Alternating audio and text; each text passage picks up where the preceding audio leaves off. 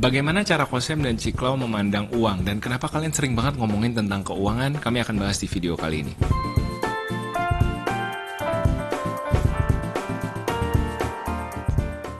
Hai guys, welcome back to our channel. Kembali lagi dengan gue Samuel dan ini istri gue Claudia. Kami pasangan suami istri kantoran dalam perjalanan memaknai financial independence. Di channel ini kalian akan temukan video-video seputar karir, keuangan, adulting, dan topik-topik menarik lainnya. Jadi kalau kalian suka dengan apa yang kalian tonton hari ini, jangan lupa untuk share video ini, like, dan juga subscribe untuk support terus channel kami. Buat kalian yang punya mobil kesayangan, baik mobil listrik maupun mobil konvensional, jangan lupa untuk memberikan perlindungan dengan tetap berhati-hati saat berkendara. Asuransi Raksa akan memberikan jaminan terbaik, baik bagi mobil listrik maupun mobil BBM kamu. Dengan premi kompetitif sesuai ketentuan OJK, ditambah ada promo cicilan 0% juga, asuransi Raksa bisa kamu dapatkan di Raksa Online. Kalau kita cek simulasinya di Raksa Online, untuk mobil Rush GR Sport 2024, premi komprehensifnya mulai dari 6 jutaan aja, kalau total loss only mulai dari 1 jutaan. Di Raksa Online juga ada Raksa Emergency Quick Service dan Direct 24 jam. Hotline-nya juga aktif 24 jam, dan pengajuan klaimnya bisa mobile, jadi mudah banget. Langsung aja proteksi mobil kalian pakai Raksa lewat raksaonline.com, atau kalau mau tahu lebih lengkap selain lewat web bisa juga ke IG-nya @raksaonline. Dapatkan ketenangan berkendara dengan asuransi Raksa. Kami mulai channel YouTube ini di tahun 2020 di tengah pandemi, dan awalnya channel ini kami buat untuk mendokumentasikan journey kami mencapai kebebasan finansial.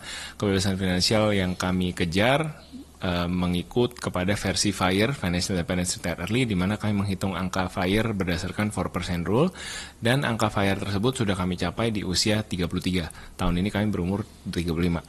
Dan setelah mencapai bebas finansial di 2 tahun yang lalu, channel ini terus kami update dengan konten-konten adulting, keluarga, tapi yang paling kalian suka sepertinya adalah konten-konten keuangan. Yang paling perform, yang paling banyak di request juga ya, diskusi-diskusi yang paling hidup biasanya seputar keuangan. Tapi kadang-kadang kami juga suka dapat komen yang kelihatannya kurang suka dengan kenapa sih kami ngomongin uang terus, materai ini atau Duniawi banget gitu kan, kenapa sih uang dibahas terus di channel ini gitu. Padahal tinggal cari channel yang lain ya.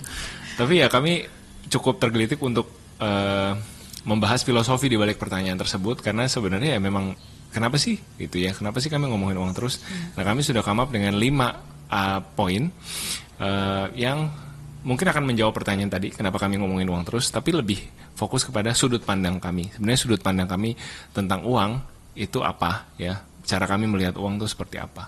Sudut pandang pertama itu adalah uang itu netral. Ya banyak yang ngomong, banyak ya tadi ada yang berpendapat kenapa sih ngomongin uang terus, emang sepenting itu ya gitu-gitu kan, uang kayaknya suatu yang aduh material banget gitu, materai banget. Nah tapi kita harus akuin dan sadari realitanya selama kita hidup di dunia ini kita perlu uang gitu.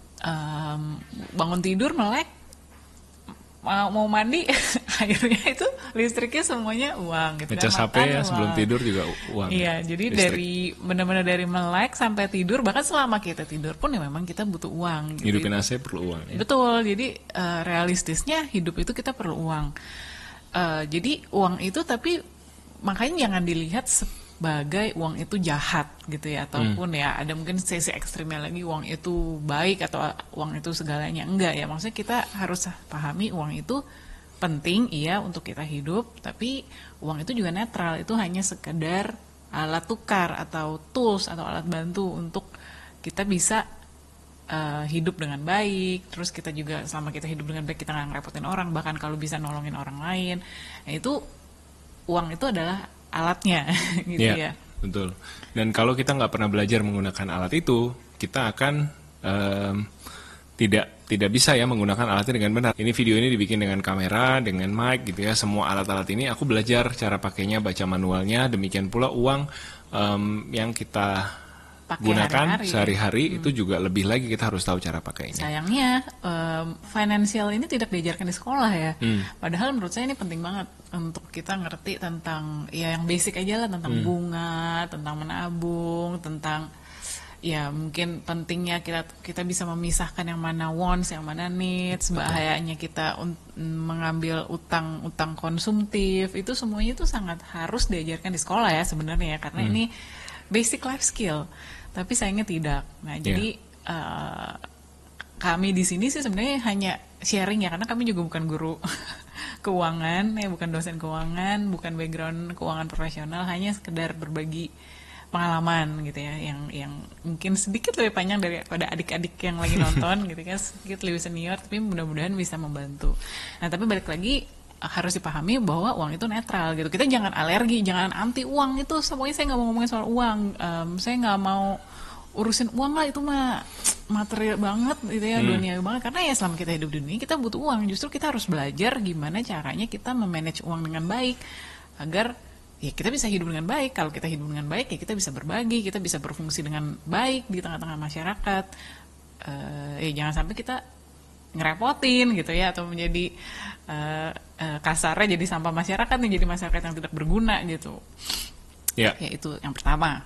Yang kedua adalah uang itu harus dicukupkan. Jadi kita nggak boleh jadi hamba uang, kita harus tahu cukup kita di mana dan hidup dalam rasa cukup dan syukur. Nah, setelah kita paham bahwa uang itu adalah tools yang kita bisa pakai, kadang-kadang ada perasaan, kita terbawa perasaan bahwa uang itu kita harus punya banyak. Ya ini tadi kalau bilang ya ekstrim yang satu lagi gitu. Bahkan ada juga pengajaran-pengajaran bahwa kita percaya, believe, make it happen, bahwa uang akan datang ke kita, uang akan menghampiri kita, rezeki akan datang gitu ya. Ada juga pengajaran-pengajaran seperti itu.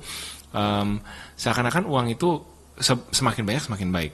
Padahal dalam hidup yang namanya barang yang terlalu banyak ya, apapun ya, kayak makanan juga gitu ya, terlalu banyak makanan yang sehat itu ya, tadinya kalau kita makan yang terlalu banyak bisa-bisa mengganggu sistem di dalam badan kita gitu. Too much of one thing is never good, including money. That's what we believe. Balik lagi, ini kan video tentang opini ya. Jadi buat kami berdua yang kami percaya, poin kedua itu uang itu harus cukupkan. Kita harus tahu dalam satu titik dalam kehidupan di mana kita udah mulai settle nih, kita udah mulai nyaman dengan pace hidup yang kita punya, anak-anak lifestyle-nya sebagai keluarga udah kayak apa, kelihatan gitu uang yang kita keluarin tiap bulan. Kita harus berani bilang, okay, this is where I draw the line. Inilah rasa cukup saya di sini. Disinilah saya akan content for the rest of my life, merasa penuh syukur dan akan jalani di level ini for the rest of my life. Karena kalau kita tidak bilang cukup, akhirnya balik lagi, uang yang harus jadi alat itu bisa jadi akan mengontrol kita. Kita akan bilang, saya jadikan hamba uang ya. Iya betul. Kita akan bilang, saya mau mobil seperti mobil tetangga saya mau rumah yang lebih besar seperti rumah teman saya. Padahal rumah yang sekarang dan mobil yang sekarang baik-baik aja dan sudah tidak perlu dan sebenarnya tanpa upgrade pun kita sudah happy gitu. Jadi tapi kita nggak pernah look inside dan cari tahu sebenarnya rasa cukup kita di mana. Nah ini juga hal yang kami struggle terus, meskipun kami sering ngomongin. Saya juga time to time ngelihat orang lain punya yang lebih daripada saya, juga pasti ada rasa kepingin gitu ya. Tapi balik lagi, rasa cukup ini terus dikalibrasi, terus kita ngomong berdua, terus kita harus terus-menerus saling ingetin gitu ya. Aku ingetin Klau ingetin aku bahwa kita sudah komit, kita sudah punya standar sendiri. Biarkan saja orang mau upgrade ini dan itu dalam hidup mereka, good for them. Tapi buat kami berdua, kami sudah tahu rasa cukup kami di sini, dan mungkin itu di bawah orang lain. Tapi ya kami sudah happy dengan apa yang kami miliki saat ini. Gitu. Karena pada dasarnya kalau misalkan kita hidup hanya kejar uang, itu kayak kita hamster lari di rodanya itu ya, kayaknya nggak akan cukup terus. Kalau kita misalkan dulu, fresh grad gaji 5 juta, ya mungkin memang kalau gaji 5 juta susah ya untuk hidup di Jakarta aja, kayaknya udah ngepas banget untuk bayar kosan dan lain-lain. Tapi kalau terus habis itu naik 10 juta, 20 juta, 30 juta, misalkan sampai 100 juta pun gajinya, kalau misalkan kita nggak belajar untuk bilang, oke, saya cukup nih di rumah seperti ini, cukup nih dengan punya mobil seperti ini, itu dengan sangat mudah kita jadi terus naikin upgrade lifestyle gitu ya. Dan kalau kita udah ngomongin upgrade lifestyle ya, berarti kita akan terus lari di roda itu gitu. Kita mau gaji lebih besar untuk lifestyle yang lebih besar, gaji yang lebih besar untuk lifestyle yang besar, terus rodanya makin besar, tapi tetap lari di roda gitu ya. Itu kan ya kita harus berpikir 2 kali gitu ya. Apakah kapan ini kita mau keluar dari roda itu? Apakah ini kehidupan yang saya mau, terus kejar-kejaran dengan uang, dengan materi yang lebih besar gitu ya, mau kejar-kejarannya ke situ atau enggak gitu. Karena kan kita tahu hidup bukan sekedar kumpulin materi sebanyak-banyaknya ya. Yeah. Kita ada kumpulin memori, kita ada jaga kesehatan, kita juga mau mungkin ada mimpi-mimpi lain, hobi-hobi lain yang mau kita kembangkan. Nah itu kan juga semuanya harus in balance ya. Kalau misalnya kita kerjanya, larinya hanya sekedar mencari uang, ya yang hal-hal yang ini akan terlupakan. Ya. Sudut pandang yang ketiga adalah uang bukanlah self-worth kamu. Jangan menilai diri kamu sendiri dari apa yang kamu punya, atau menilai dirimu kurang dari apa yang kamu tidak punya. Ini saya rasakan banget pada saat awal-awal berkarir, di mana saya menilai diri saya sebagai laki-laki dari kemampuan saya mendatangkan uang untuk keluarga gitu ya. Seakan-akan kalau nggak kerja, padahal kau kerja juga. Jadi ada masanya di mana mungkin lagi cari jati diri, lagi belum tahu saya ini siapa, di where is my place in this world gitu ya. Saya ini mau jadi apa sih dalam hidup saya? Saya mengukur dengan uang, saya mengukur dengan gaji saya naiknya berapa persen tiap tahun, saya mengukur bonus saya berapa. Saya bandingkan profesi HR, profesi saya dulu dengan teman-teman yang mungkin di sales atau di marketing. Wah, sepertinya perusahaan lebih memvalue teman-teman di marketing dan sales karena gajinya lebih tinggi. Saya katakan begitu kepada diri saya sendiri. Tapi terlepas dari perusahaan melihat job yang berbeda seperti apa, tapi pada akhirnya self-worth itu kita yang nentuin sendiri. Ya, kita bisa happy dengan diri kita, dengan keluarga kita. Itu totally nggak ada hubungannya sebenarnya dengan uang. Ya, saya pikir saya akan lebih bahagia dengan barang yang lebih bagus. Saya pikir saya akan lebih bahagia dengan uang yang lebih banyak. Tapi ternyata yang saya rasa bahagia banget itu waktu kita achieve financial independence di umur 33 kemarin. Yaitu 2 tahun lalu, kayak wow, saya bisa ngapain aja sekarang. Saya mau main PS tiap hari juga boleh. Tentunya tidak saya lakukan ya, karena tidak sehat juga. Itu kan too much of everything is not good. Tapi balik lagi, jadi ternyata self-worth, rasa saya menilai keberhargaan diri saya, itu bukan soal barang apa yang saya punya. Tapi ketika saya bilang saya bisa cukup dengan angka segini dan saya mau hidup sebagaimana saya hidup, bodo amat orang mau bilang apa gitu. Dan ya memang ini butuh proses ya, kalau nggak sesuatu yang seorang di usia 20-an bisa capai. Menurut kamu gimana? Iya sih, kebetulan saya tidak pernah mengalami ya yang saya alami gitu. Maksudnya self-worth itu harus ditakar dengan uang, itu enggak sih. Cuman iya, saya paham ya. Kadang-kadang kan kita menilai diri kita harus pakai bajunya yang kayak gimana, atau pakai sepatunya kayak gimana, pakai tas yang kayak gimana. Itu memang sangat mudah untuk menilai diri sendiri seperti itu. Karena kan ya gimana ya, zaman sosial media, apalagi kalau kita di SCBD ngantornya gitu, kayak ini kenapa gue kayak paling dekil sendiri satu gedung gitu kan, kayak paling kayak homeless segini gitu kan, kayak gembel gini. Ya maksudnya yang harus kita pahami adalah ya pertama-tama kita harus tahu bahwa kita tuh berharga sebagai manusia. Dan ini juga yang saya pelajari bahkan mungkin baru 5-6 tahun terakhir gitu, karena saya juga growing up dengan kayak feeling oh ya, saya kayaknya ini nih, keluarga saya paling miskin di keluarga besar gitu kan. Jadi selalu ada growing up dengan rasa minder, kayak nggak bisa beli mainan sebagus sepupu-sepupu saya, nggak bisa jalan-jalan ke luar negeri seperti sepupu-sepupu saya.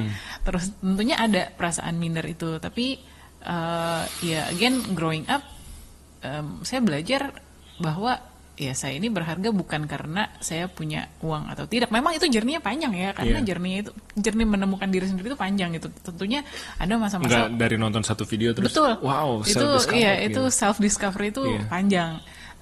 Saya temukan waktu saya udah mulai bisa afford barang-barang yang lebih bagus, karena dulu kan growing up barang-barangnya pre-love, beli bajunya di TC gitu kan, terus pre-love, terus udah ada momennya udah bisa nih mulai beli barang-barang branded di mall yang dingin, lebih bagus gitu kan, yang datang dikasih sofanya empuk banget gitu.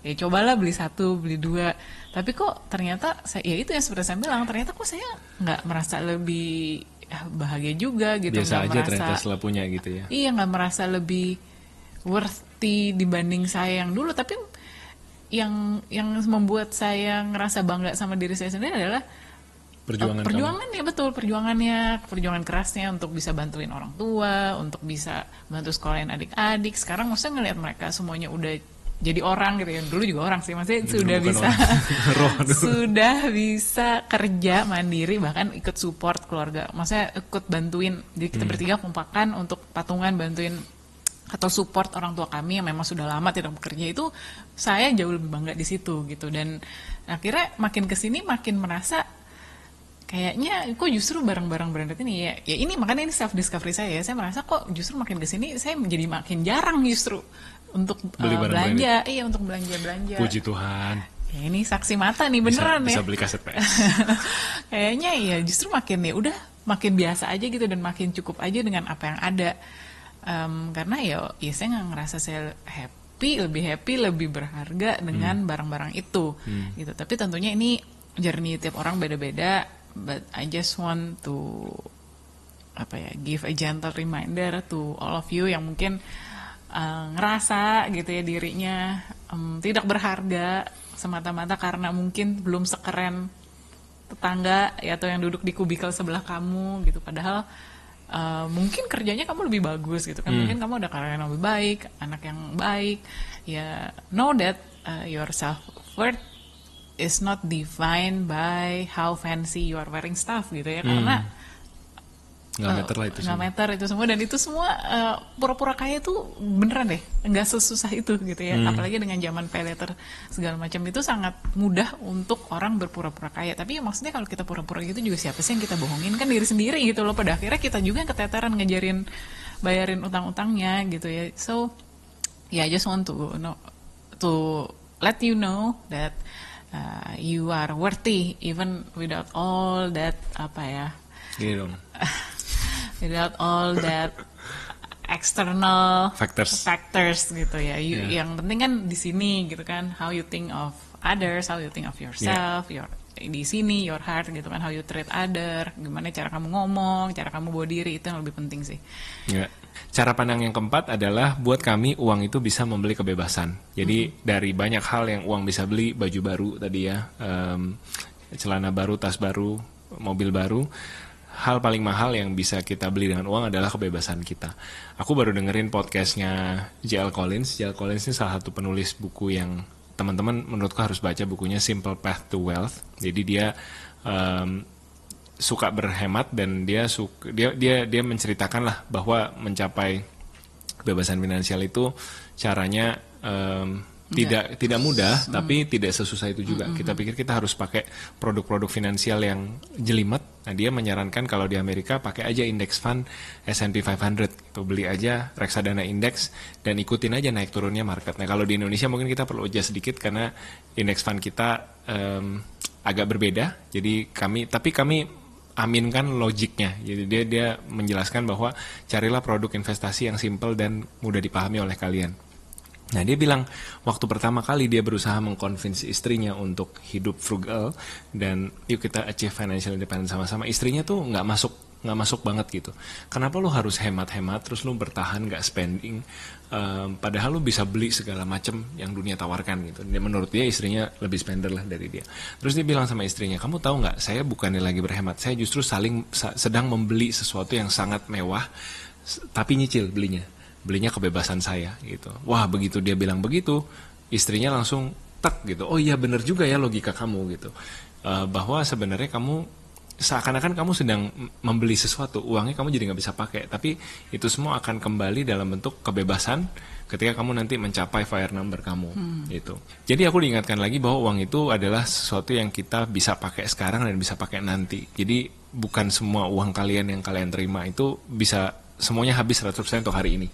Ya meskipun godaannya sangat besar untuk habiskan semua hari ini. Tapi percayalah bahwa seperti J.L. Collins tadi, kalau kita nggak pernah mencicil kebebasan kita, ya nggak akan ada yang beliin untuk kebebasan buat kita gitu. Soalnya banyak aku dulu kan di HRD di bank gitu. Teman-teman yang mau pensiun, yang udah senior gitu, pelatihan persiapan pensiun, pada bingung habis kerja mau makan apa bahkan, karena menyadari ternyata uang pensiun yang ditabungkan bank atau ditabungkan perusahaan selama ini nggak cukup.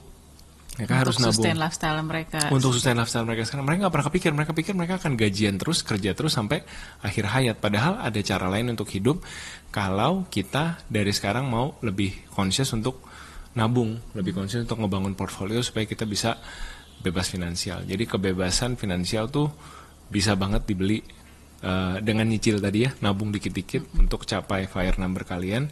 Apakah kalian semua harus bebas finansial di usia 33 seperti kami? Tidak, tentunya ya.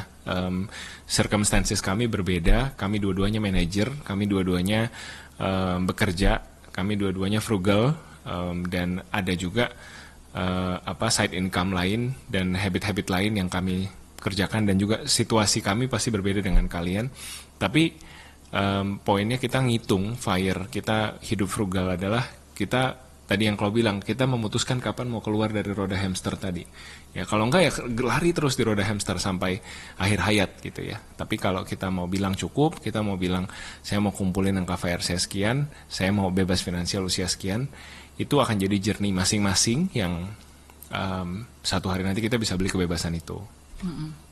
Dan ya kebebasan itu ya gimana ya, ya sangat membebaskan gitu ya, sangat liberating gitu. Maksudnya tentunya kami berdua masih bekerja ya, saya masih di corporate walaupun sebagai konsultan, saya juga masih kerja sebagai manajer ISM, tapi maksudnya masih kerja gitu. Belum, kami berdua tidak menjalani hidup yang tiap hari main PS, tiap hari nyalon, itu enggak gitu ya, jauh dari itu. Betul. Gitu, karena kami memilih dengan dengan sudah bebas finansial, kami memilih mau sibuknya apa gitu. Kalau itu nikmat sekali. Ya, and in our case kami memilih untuk sibuk ngurus anak aja gitu. Tentunya dengan uang bisa nggak hire suster atau ART atau PA atau tim, ya bisa aja gitu ya. Cuman kami memilih dengan sadar, saya mau nih build relationship with my kid. Mumpung sekarang bisa, karena sekarang udah bisa, udah ada kesempatannya, udah nggak usah kejar uang terlalu gimana-gimana. Jadi kami memilih dengan sadar, walaupun capek, nggak urus anaknya capek, tapi ya seru gitu ya. Ada banyak menyenangkannya juga gitu. Terus juga ya kami ya memilih gitu. Jadi pengen kerjainnya lebih selektif ya. Itu seperti misalkan kerja di sosial media ini, kami sangat selektif loh sama brand yang mau masuk gitu. Dan kami bisa bilang enggak untuk beberapa kategori yang memang kami nggak nyaman. Jadi kami nggak sevisi dengan brand-brand tersebut atau kategori tersebut. Kami sudah bisa bilang enggak, karena memang pada akhirnya sosial media ini utamanya adalah kami sharing gitu ya. Terus ya keduanya kalau misalkan ada bonus, ada sponsor ya oke, why not gitu. Tapi itu pun kami jadi punya kebebasan atau punya privilege ya bisa untuk lebih selektif kerjasama dengan brand-brand apa yang memang kami nyaman, yang memang kami yakin ini oke nih, nggak misleading. Dalam hal kantoran pun begitu ya. Jadi dari 2 tahun lalu sejak angka FIRE terkumpul, itu nggak immediately langsung resign. Cuman begitu terkumpul itu kayak ada beban yang besar yang terangkat dari punggung saya. Saya merasa besar yang lepas. Kalau tidak lagi punya kontrol atasku gitu kan. Perusahaan gitu ya. Jadi anytime I want to go, I can go. I am there because I want to, not because I have to. That's a big difference. Jadi bukan kemudian saya jadi kurang ajar, cuman saya bisa nothing tulus punya attitude gitu. Kalau kamu di kantor kan mungkin nggak berani jawab bos, jawab atasan karena takut ntar mata pencariannya hilang. Kalau saya ya udah hilang nggak apa-apa, saya udah cukup uangnya. Saya jadi lebih berani speak up, jadi lebih berani untuk IDGAF attitude gitu ya. Pokoknya menurut saya ini yang benar, menurut saya cara ini yang terbaik. Saya bisa lebih mungkin firm sama pendirian saya di kantor untuk keputusan-keputusan yang saya buat. Itu dari 2 tahun lalu tuh berasa banget. It's liberating. Buy your financial freedom. Cicil dari sekarang. Ya walaupun tentunya ya beberapa, ini mumpung lagi ngomongin financial freedom ya, jadi ingat ada beberapa hal mungkin yang kita juga harus take note sama-sama. Setelah kami berdua 2 tahun ya financial freedom, yang pertama itu we have to know that freedom yang se-free-free-nya itu justru bisa jadi bahaya gitu ya. Maksudnya kebebasan yang sebebas-bebasnya, benar-benar bebas, nggak ada batasan sama sekali, itu justru yang jadi bahaya. kita harus tahu bahwa rules are there to help us safe, to keep us safe gitu ya. Jadi tentunya kalau kita ngomongin financial freedom, buat kami berdua, tentunya kami sudah hidup freedom, tapi dalam batas-batas yang kami buat sendiri ya. Batas-batasnya itu yang kami maksudkan adalah budget gitu ya. Yeah. We live by certain budget every month. Kenapa ya itu? Karena kami mau freedom ini last as long as possible. Gitu. Jadi ya gimana caranya kita harus maintain the sustainability dengan cara mengatur budget bulanannya. Itu yang pertama. Terus yang kedua juga harus dipahami bahwa ya ini kalau kita ngomongin financial freedom juga tidak berarti kita menutup mata gitu ya, bahwa ini gue udah freedom, udahlah pokoknya udah live by certain budget, udah gue santai aja. Enggak gitu ya. Kita juga paham bahwa kondisi ekonomi, kondisi politik itu kapanpun bisa berubah ya. Makanya ya yang kepastian kan hanya milik yang di atas ya gitu ya. Tentunya kita bisa bikin estimasi, hitung-hitungan sebagainya, tapi ya for real what's gonna happen nobody knows ya. Jadi kami berdua juga dengan secara sadar tetap berusaha fleksibel aja gitu ya. Maksudnya ya memang kalau kayak misalkan seperti Sam, kalau misalkan masih ada panggilan untuk jadi konsultan ya kerja aja, why not? Kalau memang terms and condition kerjanya masih sesuai nih ya, dengan musim hidup kami sekarang.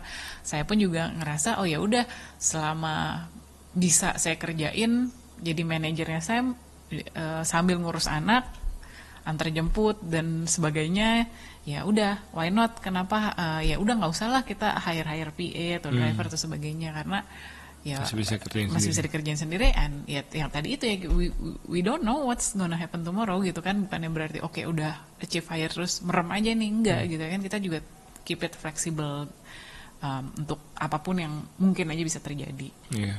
Cara pandang kelima adalah kita harus sadar bahwa uang itu bukan untuk kita bawa mati, gitu ya. Maksudnya uang itu hanya titipan sementara, tentunya harus kita kelola dan pertanggungjawabkan kepada yang di atas ya suatu hari nanti. Nah, makanya kami pun tentunya dengan berbagai asam garam, kayak udah tua banget ya. Tapi yang maksudnya yang di sini tahu lah ya perjalanan kami dari sandwich generation, terus harus pernah ketipu waktu bangun rumah padahal uangnya lagi pas-pasan banget dan sebagainya. Itu semua pengalaman dan pelajaran berharga. Dan hidup ini kan katanya hidup ini terlalu pendek kalau misalnya kita semuanya harus belajar dari kesalahan sendiri. Makanya kan kita belajar dari kesalahan orang lain. Nah, itu juga yang sebenarnya menjadi motivasi untuk kami bisa konsisten sharing pengalaman hidup kami. Mudah-mudahan teman-teman nggak usah mengulang kesalahan dan mungkin bisa belajar dari yang baik-baiknya. Nah, dan itu juga sebenarnya salah satu result karena sudah bisa tadi sudah FIRE, sudah financial independence, jadi bisa sharing dan mungkin teman-teman juga jadi bisa dengar nih dan bisa percaya, oh ya bener loh karyawan bisa FIRE gitu kan, karena ini kami bukti hidupnya beneran bisa loh sandwich generation lepas dari rantai lingkaran setan itu, lepas dari sandwich generation itu beneran loh bisa terjadi di generasi kami berdua. Nah, itu mungkin dari segi segi impact, segi legacy ya, pemikiran. Tapi dari segi keuangan pun kami merasa ya berkat yang kami terima itu sudah jauh lebih dari cukup gitu ya, dan kami bersyukur kami bisa kelola dan kami bisa share balik. Ya, beberapa contoh mungkin ya yang bisa kami ceritain di sini. Yang pasti perpuluhan ya untuk gereja karena kan kami Nasrani. Lalu yang kedua itu kami juga senang banget bisa jadi bagian sebagai orang tua asuh di Wahana Visi. Untuk sekarang ya kami adalah 2 digit jumlah. Ya sekian jumlah anak asuh, dan kami bersyukur bahwa hasil kerja keras kami pun bisa menjadi berkat untuk anak-anak yang kekurangan, yang mungkin secara materi kekurangan ya, mungkin secara materi kekurangan, tapi masih ada semangat belajar dan mereka pun bisa mendapatkan kesempatan belajar yang lebih baik gitu. Dan menurutku sih ya itu ya, kita kalau berkat ya harus berbagi ya, jangan semuanya disimpan sendiri. But again, this is just our point of view, karena the joy of giving itu is Personal. It's personal, and personally I would say it's much more rewarding than if you just keep it all for yourself gitu kan, bener-bener di hoard semuanya gitu. Kayak Paman Gober ya. Paman Gober berenang di uang emas. But semuanya mungkin punya sudut pandang masing-masing, and it's okay. Ya. Kira-kira seperti itu 5 cara pandang kami tentang uang. Jadi mudah-mudahan jelas sekarang.